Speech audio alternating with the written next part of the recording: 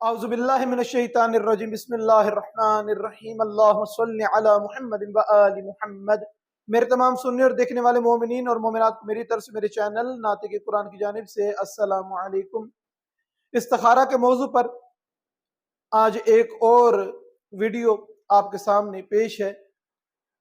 یہ پوری پچھلی ویڈیوز کے جو استخارہ کے عنوان سے بنائی گئی ہیں اس کا نچوڑ ہے اور اس کا حاصل ہے۔ اس میں ذکر کریں گے کہ استخارہ کرنا مستحب ہے یا واجب ہے، شادی کے معاملات میں استخارہ کیا جا سکتا ہے کہ نہیں کیا جا سکتا، اس میں علماء اور فقہا کی رائے کیا ہے، معصومین علیہ السلام کے ہاں سے جو روایات ملی ہیں اس میں استخارے کے موضوع پر کیا گفتگو ملی ہے۔ سب سے پہلی بات جو بہت غور سے اور بہت دھیان سے میرے تمام بہن بھائیوں کو سننی ہوگی کہ جتنی روایات استخارہ کے موضوع پر آئی ہیں ہر فقیہ نے ان کو ضعیف قرار دیا ہے۔ ملتی ہیں روایات استخارہ کرنے کی مگر وہ ضعیف ہیں، ان کے راوی ضعیف ہیں، ان کے اندر ضعف پایا جاتا ہے۔ جو روایات محکم ہیں، جو روایات ضعیف نہیں ہیں، وہ جس استخارے کی طرف اشارہ کرتی ہیں وہ فقط اور فقط وہی ہے کہ خدا سے کاموں میں طلب خیر طلب کرنا، خدا سے اپنے کاموں میں خیر کا طلب کرنا۔ یہ والا جو استخارہ جس کو میں نے سب سے پہلے استخارے کی اقسام میں ذکر کیا کہ استخارے کی کون کون سی قسمیں ہیں، طلب خیر کوئی امر پیش آیا ہے تو اس کو کر ڈالنا خدا سے خیر طلب کرتے ہوئے، اس کے عنوان سے جو روایات ملتی ہیں وہ معتبر ہیں کہ اس طریقے سے استخارہ کرنا۔ اب یہاں پر بہت ساری روایات کتابوں میں ملتی ہیں۔ آیت اللہ محمد حسین طباطبائی تفسیر المیزان جلد نمبر 6 صفحہ نمبر 118 میں ارشاد فرماتے ہیں کہ استخارہ سے کسی کام کے کرنے یا نہ کرنے کا تعین نہیں کیا جا سکتا۔ استخارہ مستحب بھی نہیں ہے، واجب بھی نہیں ہے، اور ایسی تکلیف شرعی بھی نہیں رکھتا کہ آپ سے اس کے متعلق سوال کیا جائے بروز محشر کہ آپ نے استخارہ کیا تھا تو اس کے اوپر کیسا معاملہ کیا، کیسا نہ کیا، یا آپ نے معاملات میں استخارہ کیوں نہیں کیا۔ اب یہاں پہ بہت ساری ایسی روایات ملتی ہیں کہ جہاں پر یہ ملتا ہے کتابوں میں کہ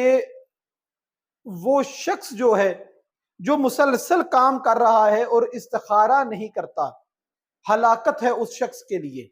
کہ جو مسلسل کام کر رہا ہے، کام پہ کام کرتا ہے، کام پہ کام کرتا ہے مگر استخارہ نہیں کرتا، تو اس کا یہ مطلب قطعی نہیں کہ وہ شخص، وہ جوان ہمیشہ قرآن مجید اور تسبیح کو ہاتھ میں پکڑ کے بیٹھا رہے اور اپنے ہر معاملے میں تسبیح اور قرآن کو استعمال کرتا رہے۔ اس روایت کا مطلب یہ ہے، اس بات کے معنی یہ ہے کہ اپنے ہر کام کو انجام تو دیتا ہے مگر اپنے کاموں میں خدا سے خیر طلب نہیں کرتا۔ ہلاکت ہے ایسے شخص کے لیے۔ کام کریں، جو بھی کام کریں، اپنے ہر لمحے ہر کام میں خدا سے خیر طلب کرتے رہیں۔ اور اسی طریقے سے اگر علماء مراجع و عظام کے ہم کتابوں کا مطالعہ کریں تو امام خمینی فرماتے ہیں اپنی کتاب کشف الاسرار کے صفحہ نمبر 93 پر کہ استخارے کے موضوع پر جتنی احادیث آئی ہیں کسی میں یہ تحریر نہیں ہے کہ آپ یہ استخارہ کریں گے تو آپ کو یہ استخارہ منزل مقصود پہ پہنچا دے گا۔ یہ صرف آپ کے وہم کو، آپ کے شک کو، آپ کے تذبذب کو دور کرتا ہے، آپ کی پریشانی کو ختم کرتا ہے۔ یہ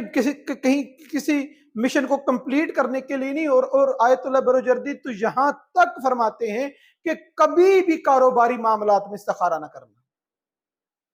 منع فرمایا، سختی سے منع فرمایا آیت اللہ بروجردی نے کہ کاروباری معاملات میں استخارہ نہ کرنا، کیونکہ اگر استخارے میں ہاں آئے اور تو وہ کاروبار کرے اور تجھے اس میں نقصان ہو تو پھر تیرا یقین خدا کی ذات پہ کمزور پڑ جائے گا۔ اور آیت اللہ فاضل انکرانی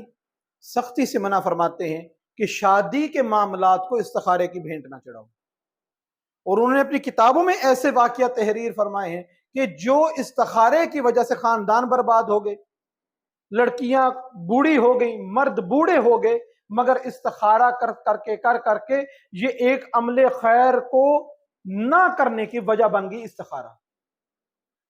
اور وہ فرماتے کہ میں نے خود دیکھا ہے کہ وہ لڑکی کا کف بھی ہے، لڑکی کے برابر بھی ہے، ہر معاملے میں اس کے ساتھ چلنے کے قابل ہے، مگر گھر والوں کے استخارے کی وجہ سے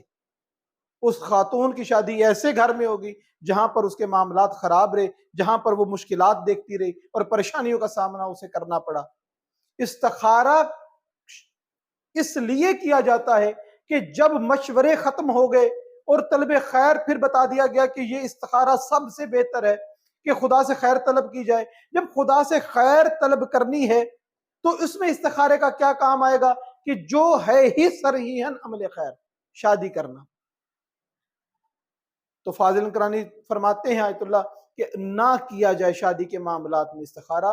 آپ پر اس کا چھان بین کریں۔ ہم نے لڑکے کے بارے میں پوچھنا ہے، ہم نے خاتون کے بارے میں پوچھنا ہے، اگر دونوں کے معاملات درست ہیں، یہاں تک روایات ملتی ہیں کہ بیٹی کا جو پہلا رشتہ گھر میں آتا ہے اور اس کے اندر کوئی عیب نہ ہو،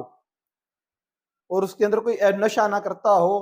وہ ایسی کوئی عیب والی باتیں جو شادی کے اندر رکاوٹ بنتی ہوں، کوئی عیب اس کے اندر نہ پایا جائے اور گھر والے لڑکی والے وہ رشتہ ٹھکرا دیں، تو پھر روایات میں ملتا ہے کہ اصل مقدر اس عورت کا، اس بیٹی کا وہی رشتہ تھا جس دروازے پہ آیا تھا اور گھر والوں نے اسے ٹھکرا دیا۔ شادی کے معاملات میں استخارہ نہ کیا جائے۔ اور آخر میں آیت اللہ ابراہیم امینی کا قول جو ہے وہ میں نقل کرتا ہوں، وہ فرماتے ہیں کہ استخارہ سے اعلیٰ یہ ہے کہ مشورہ کیا جائے۔ اگر آپ میرے استخارہ والی پچھلی ویڈیوز اگر آپ کو یاد ہیں، اگر آپ نے اس کو دیکھا ہے، تو مشورہ کرنے سے، کسی سے صلاح لینے سے جو مشورہ ملتا ہے وہ رائے پروردگار ہوتی ہے، وہ ہدایت پروردگار ہوتی ہے۔ تو آیت اللہ ابراہیم امینی فرماتے ہیں کہ استخارہ سے کئی گنا بہتر یہ ہے کہ مشورہ کیا جائے۔ پروردگار سے دعا ہے کہ پروردگار ہمیں ان دینی معاملات کو سمجھنے کی توفیق عطا فرمائے۔ ہم لوگ ان چیزوں میں الجھے ہوئے ہیں کہ اپنی زندگیوں میں استخارے کو ایسے شامل کر لیا ہے کہ اس کے بغیر ہم ایک قدم نہیں اٹھا سکتے، اگر اس کے مخالفت کر لی تو گناہ ہے۔ یہ محمد اور آل محمد علیہ السلام کی تعلیمات نہیں ہیں، یہ میری اور آپ کی تعلیمات ہیں۔ محمد اور آل محمد علیہ السلام یہ فرماتے ہیں کہ سب سے افضل یہ ہے کہ مشورہ کرو، اگر مشورے میں تضاد پایا جاتا ہے تو خدا سے طلب خیر کر کے عمل انجام دے دو۔ اور یہ چاہیے ہمیں کہ ہم زندگی کے تمام کام میں دن چڑھے تو پروردگار سے خیر کی طلب کر کے اپنے دن کا آغاز کریں گے۔ پروردگار آج کے دن کی جو خیر ہے میرے معاملات میں مجھے عطا فرما، ہم کو صحیح معنوں میں محمد اور آل محمد علیہ السلام کی سیرت کو پڑھنے، سمجھنے اور اس پر پروردگار عمل کرنے کی توفیق عطا فرما۔ وما علینا الا البلاغ۔